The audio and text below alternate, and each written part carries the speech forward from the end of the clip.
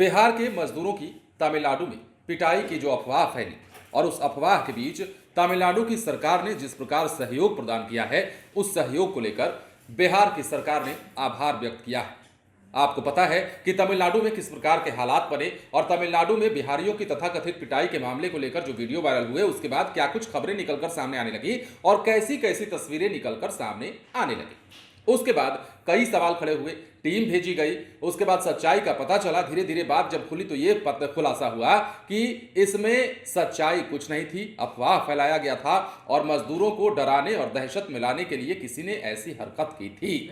लेकिन अब बिहार के मुख्यमंत्री नीतीश कुमार ने जो तमिलनाडु के सीएम स्टालिन हैं, उनका आभार व्यक्त किया है, वहां की सरकार का आभार व्यक्त किया है। और ये आभार बिहार की सरकार ने तब व्यक्त किया है जब तमिलनाडु के सीएम ने मुख्यमंत्री नीतीश कुमार को लेटर भेजा है और तमाम चीजों की जानकारी दी है, तमाम चीजें बताया गया है उस लेटर में। और नीतीश कुमार से, चूंकि डीएमके के नेता ने भी मुलाकात की है और उन्हीं के माध्यम से इस लेटर को पकड़ाया गया है। ऐसे में बिहार सरकार ने अपनी बात कहते हुए साफ कहा है कि जिस प्रकार तमिलनाडु की सरकार ने हमें सहयोग किया है, जो अफवाह फैली थी उस अफवाह पर अगर ज्यादा दिनों तक अफवाह ये बरकरार रह जाता तो सोचिए तस्वीर कैसे निकल सकती थी, लोगों में कितना हवा फैल जाता और इसी कारण से लोगों में दहशत ही फैली। लेकिन अब सब कुछ अंडर कंट्रोल बताया जा रहा है और कहा जा रहा है कि लोगों को यह मालूम हो गया कि तमिलनाडु में बिहारियों की पिटाई का जो तथाकथित मामला था वो महज एक अफवाह था। हाँ, छोटी मोटी घटनाएं जरूर हुई थी, एक आध इलाके में यह भी बात सामने आई, जैसा कि हमने आपको खबर में बताया था कि झारखंड का ही एक निवासी है जिसने की बिहारी मजदूर की वहां हत्या की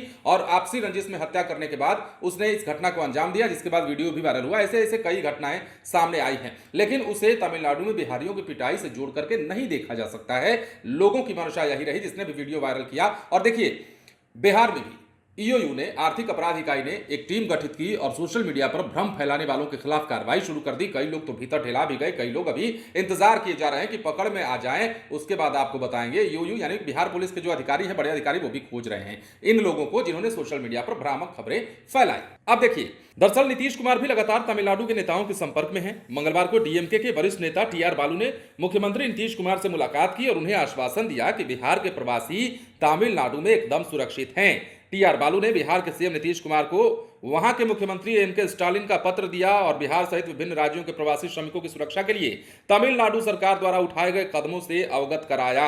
दरअसल इससे पहले तमिलनाडु के मुख्यमंत्री एमके स्टालिन ने शनिवार को ही नीतीश कुमार को फोन भी किया था, तमाम तरह की जानकारी दी गई थी। देखिए, इसमें कई सारी बातें निकलकर सामने आ रही थी। चिराग पासवान जब तमिलनाडु गए थे, आपने भी देखा, वहां पर उन्होंने साफ कहा कि देखिए, अगर कोई ये चाहता है कि साउथ इंडिया और नॉर्थ इंडिया में भाषा को लेकर हम बांटते हैं, लोगों को आपस में लड़ा दें, तो ये उसकी गलतफहमी है और ऐसे लोगों पर कार्रवाई खोज के होनी चाहिए। और देखिए, वो हो रहा है। जिन्होंने भी अफवाह फैलाई है उन पर कार्रवाई हो रही है। सबसे खास बात यह कि अब एमके स्टालिन, जो कि तमिलनाडु के सीएम है, उन्होंने नीतीश कुमार को पत्र लिखा है। पहले उन्होंने बात की थी, अब टीआर बालू के हाथों पत्र भेजा है उन्होंने और उस पत्र में कई सारी बातें लिखी गई हैं, जिसके बाद बिहार सरकार ने आभार जताते हुए कहा है कि इस अफवाह के बीच आपने जिस प्रकार हमारा सहयोग किया, हमारे श्रमिकों को लेकर आप लोगों की तरफ से जिस प्रकार बयान आए, उसकी हम प्रशंसा करते हैं और उसके लिए हम आभारी हैं आपके, क्योंकि लगातार आपने देखा तमिलनाडु सरकार के चाहे मंत्री हो, चाहे वो मुख्यमंत्री खुद क्यों ना हो, और राज्यपाल सहित जितने भी लोग थे प्रशासनिक तंत्र के भी, वो ये कह रहे थे कि देखिए, बिहारी जो भाई हैं वो आपके नहीं, हमारे भी भाई हैं और यहां चूंकि आर्थिक स्थिति में उनका सहयोग होता है बढ़ाने में राज्य के,